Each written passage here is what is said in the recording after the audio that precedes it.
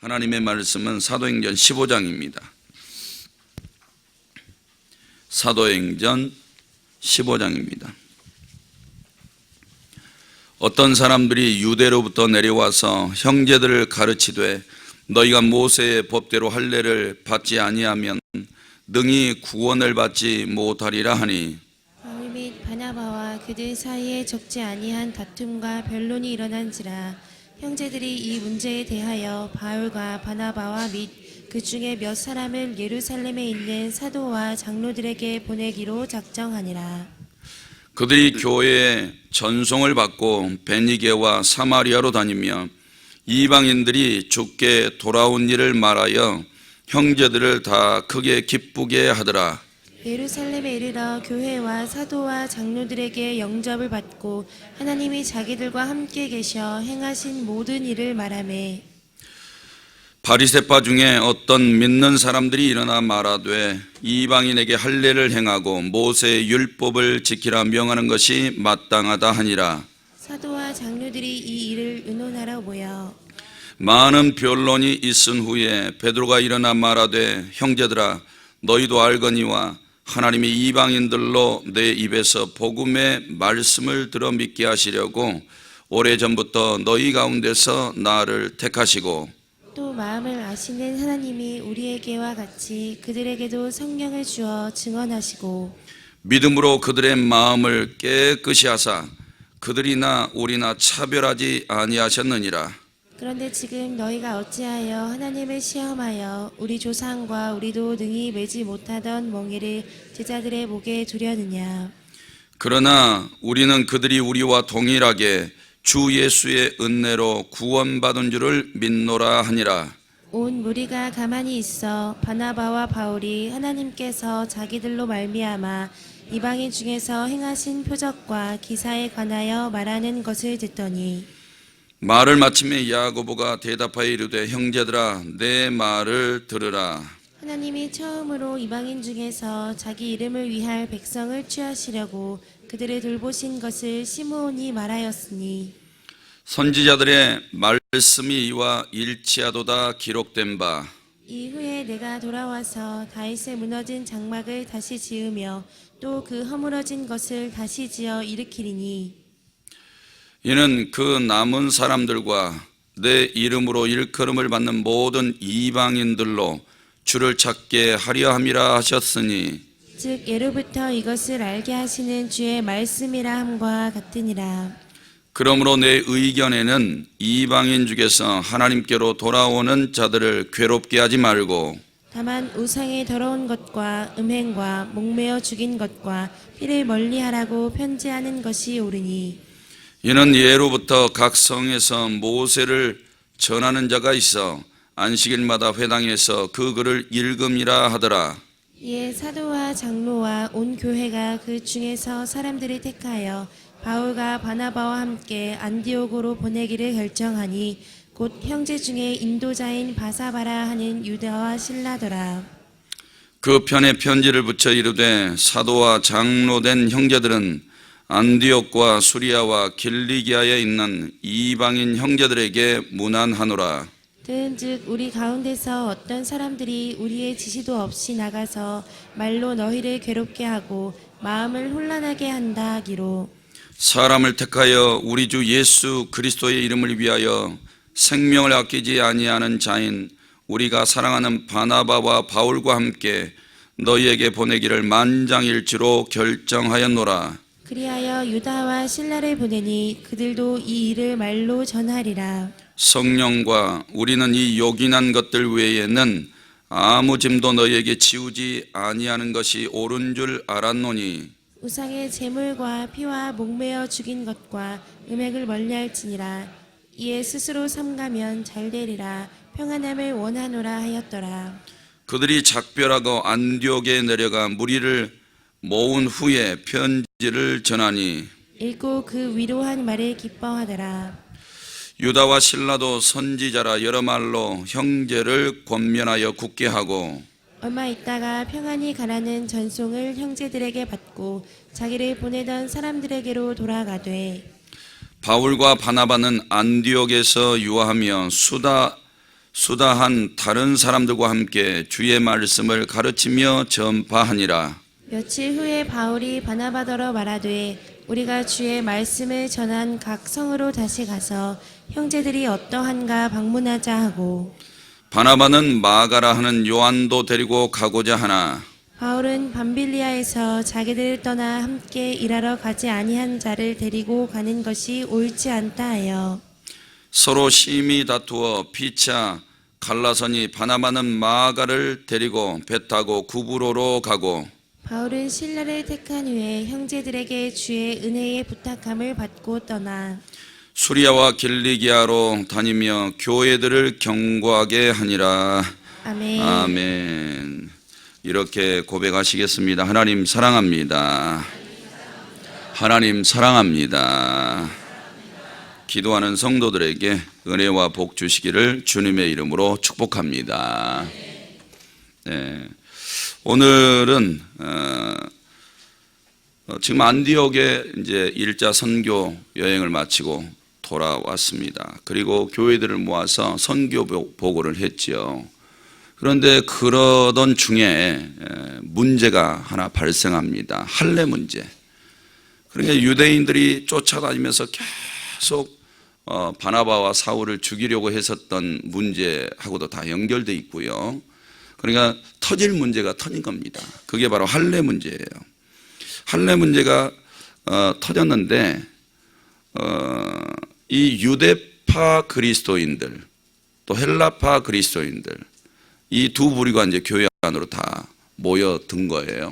헬라파 그리스도인들에게도 나름 문제가 있었지만 유대파 그리스도인들에게도 문제가 있었습니다. 왜 그러냐면 유대인들, 바리새인들, 특별히 바리새인들도 부활 사상을 가지고 있었기 때문에 예수님이 죽었다가 3일 만에 다시 살아나셨다, 부활하셨다, 그렇게 크게 어렵지 않았어요. 메시아로 받아들이기만 한다면. 그런데 구약 사상을 다 버리지는 않는 거예요. 물론 버리라는 게 아니고 예수님이 다 완성을 하셨죠. 그러면 이제 새로운 법을 다 완성하셨고 우리에게 말씀하셨던 예수님의 방법대로 살아가는 게 옳은데, 이 구약의 할례 문제를 가지고 구원 받느냐 못 받느냐 이 문제로 지금 거론하고 있는 거예요. 그래서 할례를 구원받은 이는 반드시 할례를 받아야 되고 모세법을 지켜야 된다. 이게 바리새인들의 생각이었습니다. 근데 바나바와 바울은 그렇지 않다. 예수 그리스도를 믿음으로 구원 문제가 끝났기 때문에 이 두 개를 가지고 지금 논쟁할 그런 문제는 아니다. 그리고 이게 정말 이제 말거리가 돼서 교회 안에서 바람잘 날이 없는 겁니다. 그래서 예루살렘 의회를 소집하게 됐고 거기에 올라가는 중에 베니게와 사마리아에서 복음도 전하고 마침내 예루살렘으로 가서 모여 있는 이제 의회 의원들, 거기에는 사도들, 장로들, 제자들 다 이제 들어가 있는 거죠. 이렇게 모여서 선교 보고도 하고 이 할례 문제를 가지고 변증하고 그다음에 거기에서 이제 정리가 다 돼요. 정리가 돼서 베드로가 의회 다 소집해서 정리를 해가지고 이방인들은 또 유대의 특별히 바리새인들은 기독교는 이거다. 기독교 교회 안에서는 이런 것들을 지켜야 된다라고 정리를 해서 이제 일단락됩니다. 그리고 나서 2차 선교 여행을 출발하죠. 출발하는데 두 개로 나눠요. 여기서 다툼이 조금 생기죠. 이런 내용을 보면서 은혜를 나눠야 돼요. 오늘은 이제 싸워야 됩니다. 건투장갑 끼고 한판 싸우고 정리되고 이제는 또 다른 일들을 해야 되는 거죠. 1절 말씀에 보면 할례 문제를 제기하고 있고요. 2절은 이게 안디옥에서 논란이 됐고 3절에서 쭉 내려가면 예루살렘에서 이제 이 문제를 심의하는 내용이고 그런 내용입니다. 1절 한번 봐볼까요?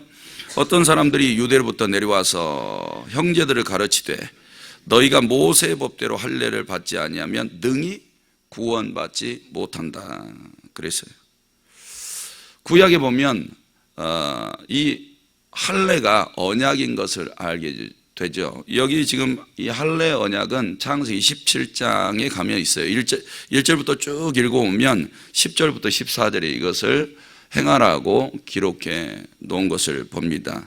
구약에는 총 3가지 언약을 보게 되는데, 안식일 언약, 그리고 이스라엘 백성은 안식일을 철저히 지키죠. 그 다음에 노아의 때에 무지개 언약, 그리고 세 번째 이 3대 언약이 할례 언약입니다. 굉장히 중요하게 다뤄지는데, 이 할례 언약은 모든 것들이 다 구원하고 관련이 있지만 이 할례 문제만큼은 몸에 새겨지는 언약이란 말이에요. 그렇기 때문에 굉장히 특별하게 다루어졌던 것을 보게 돼요. 거기에 쭉 읽어보면 아브라함이 99세 때 창세기 27장에 하나님이 나타나셔요. 왜냐하면 그가 80세 중반에 하갈을 통해서 이스마엘을 낳습니다. 그리고 갑자기 17장에 넘어가서 99세 때 하나님이 나타나서 네 후손을 통해서 번성하게 될 것이고 내가 너에게 언약한 땅을 그 후손으로 가득히 채우리라, 이것을 말씀하셔요. 그에 대한 징표로 이 할례 문제를 언급하고 있는 겁니다. 그래서 하나님과 아브라함의 후손 사이에 맺은 언약이라, 내가 너에게 지금 언약했잖아, 이 할례로 그 언약을 반드시 이루겠다는 것을 나타내는 증표야, 이렇게 이야기를 한 겁니다. 그래서 이 할례는 하나님의 백성이 되었다는 하나의 표예요. 표. 근데 이 표가 사람 몸에 새겨지는 거예요. 몸에 탁 새겨져 있기 때문에 이스라엘 백성들은 모두가 할례, 남자로 태어나면 할례를 행하게 됐고, 그 다음에 이 할례를 행한 사람들은 나는 하나님의 백성이야, 이 사상을 갖게 된 거예요. 그러니까 예정론하고 비슷하죠. 한번 딱 구원받으면 나는 멸망이 없어, 이런 거하고 비슷하고, 아주 심하게는 구원파하고 같을 수 있어요. 구원파. 나는 한번 죄사함 받았으면 이제 어떤 죄를 지어도 지옥에 안 가, 이런 논리하고 아주 흡사하게 됩니다. 그렇기 때문에 이제 구원받은 이가 어떤 행위에 온전하지 못한 것들이 있어도 설마 내가 지옥 가? 나는 절대 지옥 가지 않아. 왜? 내 몸에 구원받은 징표가 있거든. 나는 하나님의 백성의 징표가 있어. 그렇기 때문에 지옥 간다는 생각 자체를 안 하게 되는 것이죠. 그러다 보니까 이 헬라파, 이방인 그리스도인들이 교회 안에 모여들었는데 예수만 믿으면 구원을 받았다라는 이것을 받아들이지 않는 거예요. 너희 몸에도 흔적이 있어야 된다. 흔적. 그리고 구약법을 철저하게 지켜야 구원받은 백성이다, 이렇게 말할 수가 있다는 거예요. 이게 이제 예수 그리스도의 복음을 받아들인 바울의 사상하고 안 맞아요. 바울은 구약법에 정통한 사람이잖아요. 정통한 사람임에도 불구하고 자기는 이게 정리가 됐거든요. 구원은 이제 율법으로 받는 게 아니에요. 몸의 할례로 받는 게 아닙니다. 그리고 그리스도가 새로운 법을 줬어요. 나 외에는 구원받을 다른 이름이 없다는 것을 다 알게 해줬어요. 그리고 사도행전 16장 31절에도 다 이야기를 했잖아요. 주 예수를 믿으라, 그리하면 너와 내 집이 구원을 받으리라, 이렇게 바울은 외쳐댔어요. 이게 정리가 됐거든요. 사랑하는 성도 여러분, 여기서 우리가 배워야 될 것은 뭐냐면 구원이라는 것은 하나의 딱지가 아니라는 거예요. 우리가 종교개혁 때도 구원받았다는 그 증서를 하나 샀잖아요. 막대한 돈을 지불하고 온전한 그리스도인으로 살지 않아도 구원의 딱지 하나만 사면 천국 가는데 지장이 없는 거예요. 사람들이 이렇게 편한 것을 생각해요. 우리가 그리스도인이 되었다라는 것은 몸에 새겨진 할례가 아니에요. 믿음이지. 우리는 하나님의 은혜로 구원받잖아요. 사랑하는 성도 여러분, 그래서 이 구원받았다라는 것은 외적인 형식이 아닙니다. 형식이 아니고 삶을 이야기하는 거예요. 그리스도인이 되었다라는 삶. 그래서 그리스도께서 내가 행한 것처럼 너희도 행하라 그랬어요. 그럼 그리스도 예수는 이 세상에 오셔서 3년 동안 보여주셨던 것들이 누가 원하는 거였을까요? 자기가 원하는 게 없었어요. 아버지께서 자기에게 원하는 대로 했다고 그랬어요.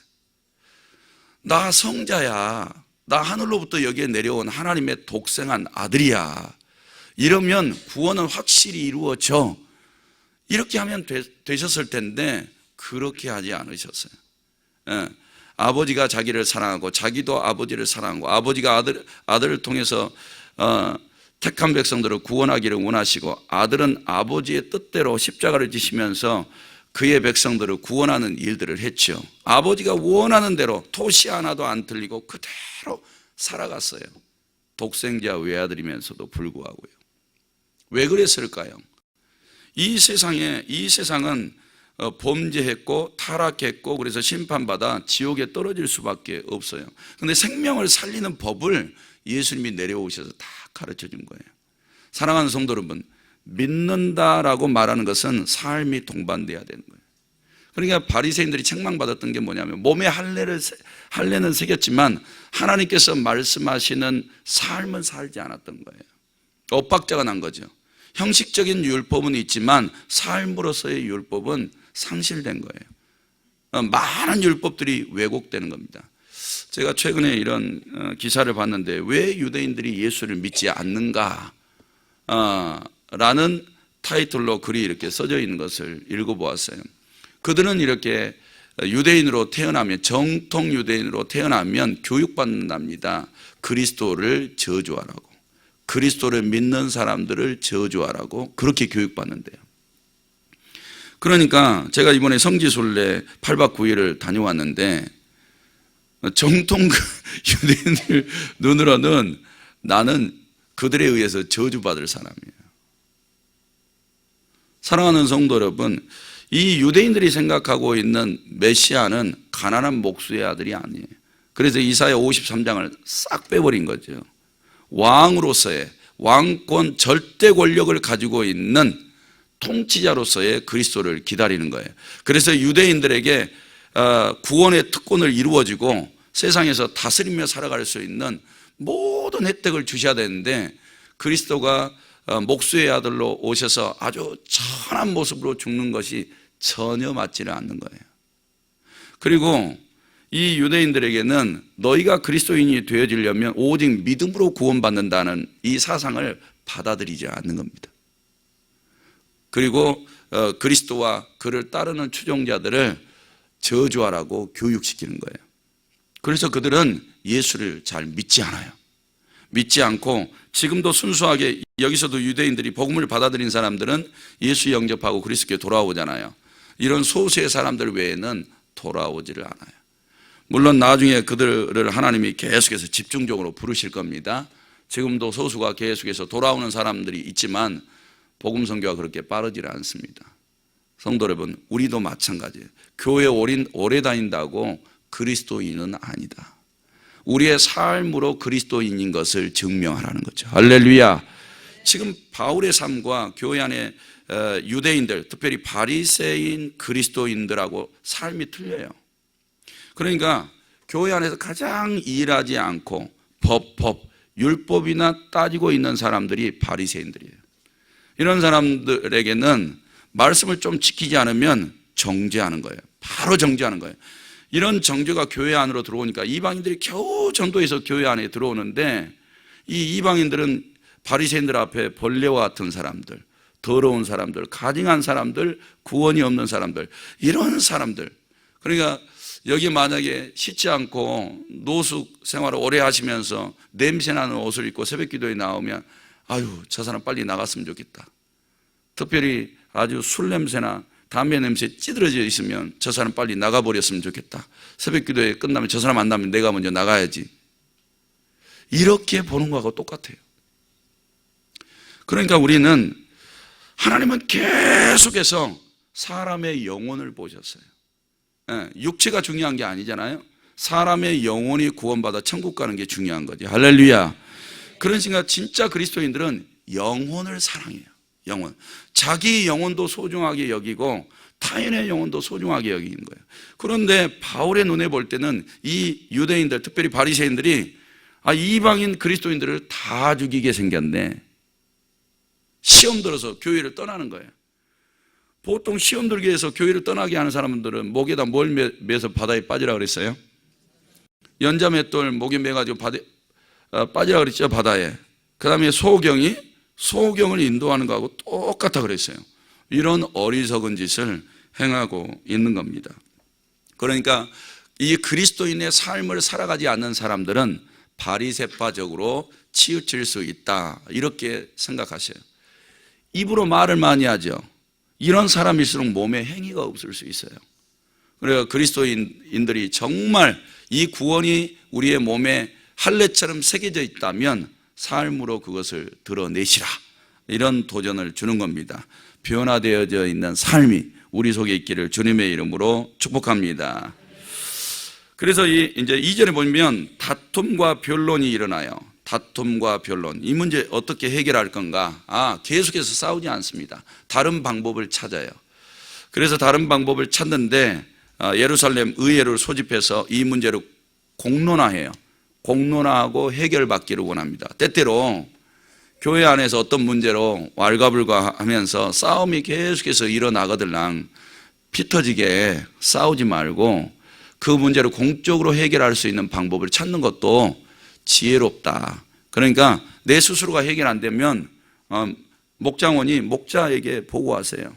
그럼 목자도 같이 고민하고 해결해 보려고 하고, 그게 안 되면 뭐 지역장 있으면 지역장, 그렇지 않으면 교구장, 아니면 뭐 또 대교구장, 아니면 담임 목사님, 이런 식으로 해서 문제가 점점점 다루어져서 하나님의 지혜로 해결받도록 하셔야 돼요.